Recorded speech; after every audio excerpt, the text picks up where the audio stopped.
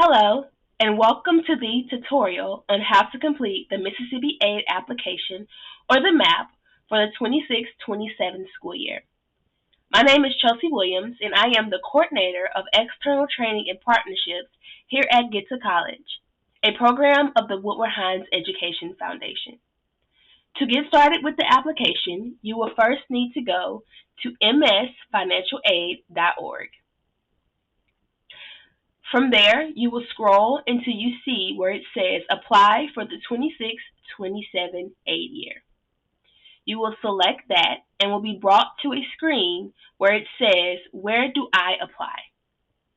This is a new screen for the MAAPP application that is meant to help you select the right application to complete. For this tutorial, we are going to select Submit the Mississippi Aid application, or the MAAPP. From there, you will enter into the applicant information portion of the form. You will then enter in your first name along with your last name. You will then enter in your date of birth along with your social security number. From there, you will see a pop-up screen that will appear that will say, "Wait, check the social security number." You will then be able to select Show Social Security Number just for you to ensure that that is indeed your Social Security number. Once you have ensured that that is the correct Social Security number, you will then select Yes, the Social Security number is correct. On the next screen, you will see where you will enter in contact information. The first thing you will enter in is your primary email address, and then you will enter in that email address again to confirm that email address. Under that, you will need to select that you understand that by providing this email address, that you give the Mississippi Office of Student Financial Aid a way to communicate important information to you via that primary email address. The next thing that you will need to select is that you understand that that primary email address will be the only email associated with your MAAPP account or your MAAPP dashboard account. Okay, it does give you an option for a secondary email address. So if a parent or a spouse would like to have access to your MAAPP dashboard account, they can do so by entering in that email listed here below. You will then need to continue entering contact information and input your mailing address. So you will need to put in that mailing address along with the city, the state, and the zip code. You will also need to enter in the county and the primary phone number. If you would like to receive communication about your application through text messaging, you can select this checkbox here, but if not, you can leave it unchecked and continue on. On the next screen here, you would need to enter in some statistical information. I am going to select these drop-down menus just so that you can see their options here, but you're going to enter in your gender. You're going to need to enter in your race, enter in your marital status. You'll need to answer the question if you are a U.S. citizen. So we're going to answer yes here. And then, are you or your spouse or your parents in the active military? And those are your answer choices there. Once you have answered all of those questions, you can continue on with the form. Here you will need to enter in your high school information. So the high school you attended, you will need to select the drop down until you find your high school. You will then need to enter in the month along with the year you will be graduating high school. Okay? The next question says, have you earned or are you currently enrolled in 12 or more college credit hours? But there is a disclaimer here. You do not need to include any college work taken while you were enrolled in high school or taken the summer after finishing high school. So dual credit will not count here. Okay? So we're going to select no and continue forward. From here, you will need to enter in the institutions you plan to attend. So for the first, it says summer of 2026. If you are planning to attend school during the summer, you can enter in that school information here.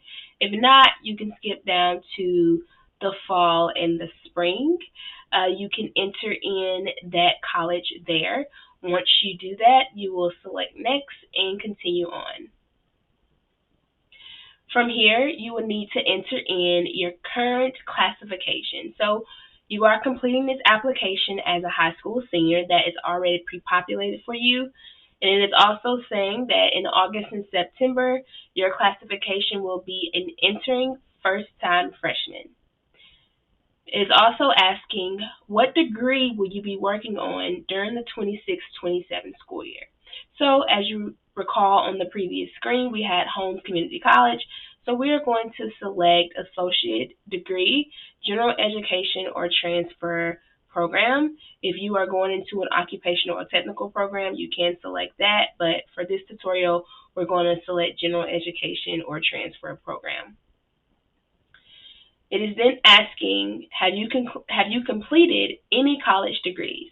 We're going to select no and continue on with the form. On this next screen, it is asking about your time status and degree completion date. So it is asking, or it is stating, I will enroll as a full-time or part-time student, so you will need to choose what you intend to do. For this tutorial, we're going to select full-time. Once you select full-time, there will be a pop-up window that comes up that says, warning, undergraduate students must earn, meaning complete with passing grades, 12 credit hours per semester to maintain eligibility for state aid programs that require full-time enrollment. So that disclaimer there is just making sure you understand that 12 credit hour minimum in order for you to maintain eligibility for state aid. Just make sure you must have that 12 credit hours and complete those 12 credit hours with passing grades. From there, you will need to enter in the month and the year of your anticipated graduation date from that school. So for Holmes, we are going to say we are planning to graduate in 2 years, so in 2028. Once we select that, we will continue on to the next screen, which is the household verification worksheet. On this worksheet, you will need to enter in all other family members, parents, siblings, etc., that live in the same household as the student. Okay, so we have the student here listed along with her age. We also have the student sibling listed with their age, along with 2 parents listed with their age. Once we have everyone accounted for that is listed and live in the same household as the student, we can then continue on with the form. You would then be brought to a screen that is asking a question for the Mississippi Law Enforcement Officers and Firefighters Scholarship, or the LAW. And so this is a program that is available to dependent students and dependent children and spouses of any Mississippi law enforcement officer. And so it is asking the question, are you the child or spouse of a Mississippi law enforcement officer or a full-time firefighter or a volunteer firefighter who suffered fatal injuries or wounds or became permanently or totally disabled as a result of injuries or wounds which occurred in the performance of the official and appointed duties of his or her office. Okay? If that applies to you, you will answer either you are the child or the spouse. If not, you will select no and continue on to the next portion of the application, which is asking the question for the FAIF scholarship. Okay? So the FAIF scholarship is a scholarship that is offered by the state of Mississippi that is available for our foster youth across our state. And so it is asking the question, did you live in a qualified residential child care facility on or after your 13th birthday? If that pertains to you, you will answer that question. We're going to select no for this tutorial. And then there is another question that comes up that is asking, were you in foster care, meaning the legal or physical custody of the Mississippi Department of Human Services or Child Protective Services on or after your 13th birthday? You will answer that question. Here's the drop down for that. Again, we're going to select no for this tutorial purposes and continue on with the form.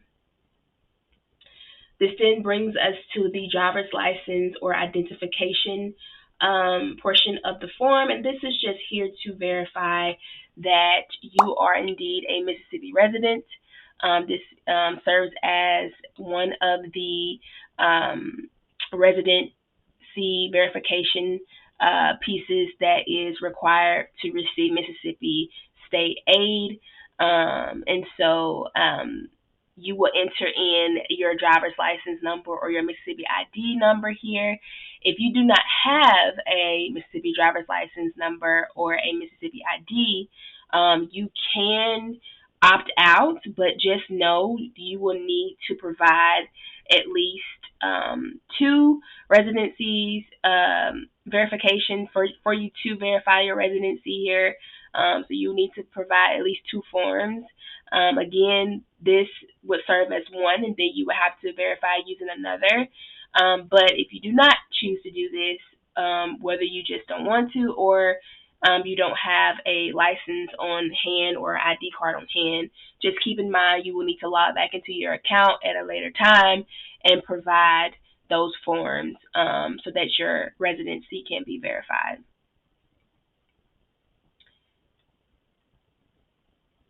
This then brings us to the disclaimer portion of the form. And so these are just disclaimers that you will need to agree to in order for you to successfully complete the application. So this first one is saying that you understand that money for some forgivable loan programs is available on a first-come, first-served basis to students who complete the applications. So you just will select that you understand that. Also, you will need to select that you understand that this application is not complete until all required documents have been received and that it is your responsibility to submit those required documentations. The next one is you will need to understand that if a FAFSA is filed on your behalf, that the determination of eligibility for the federal Pell Grant is favorable. If it is favorable in your case, that you may not be entitled to any MTAP funds or that MTAP fund amount may be reduced. And then lastly, you understand that the eligibility requirements for state aid programs are subject to change without notice. On the next page, you have a couple more or a few more disclaimers to select. And so the first one on this screen says you understand that by submitting this application that you are giving the State Financial Aid Office permission to verify any statement on this form and to ask for information from other sources to assist them in determining your eligibility along with the amount that you are eligible to receive. You certify that you are not in default on a state or federal loan, nor do you owe a refund on a state or federal grant. And then lastly, that you understand that you are attesting to the accuracy, completeness, and correctness of this information provided so that ultimately you can receive your student aid, and that falsification of such information shall result in the denial of any pending award. And so just make sure that you have an understanding of that by selecting this. And then you will be brought to the last page of this application, which is the Educational Records Release page, or the FERPA. And the FERPA stands for the Family Educational Rights and Privacy Act.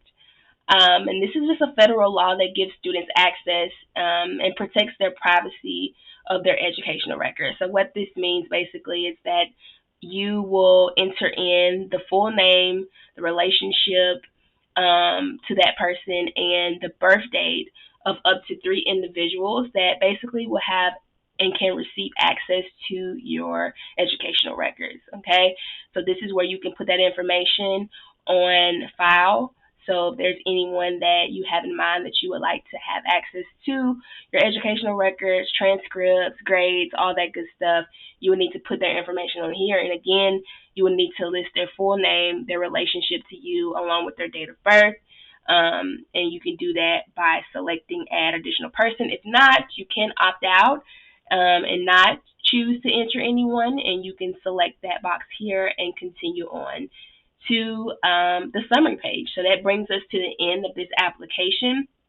And so you can just basically verify that everything that you have put on your application is correct. Once you do that, you can submit your application. If not, there's some things you need to go back and correct. You can go backwards. But if everything looks good, you can submit your application. From there, I'm not going to submit because this is just for a tutorial purpose. But once you do submit your application, you will then receive an email. And in that email, it will give you a opportunity to create your MAAPP account. Okay, and we encourage that you go ahead and do that so that you can log into your account for any reason. If you need to update something or if you need to provide some documentations, you'll be able to do that. Just make sure that once you create your password and ultimately create your account, that you put that information somewhere safely so that you can log in and have that information to log in, and there's no troubleshooting that needs to be done for accessing your account. Okay, so that brings us to the end of this Mississippi Aid application tutorial for the 26-27 school year. As always, if you need assistance completing this application, please do not hesitate to call us or visit us at www.gettocollege.org.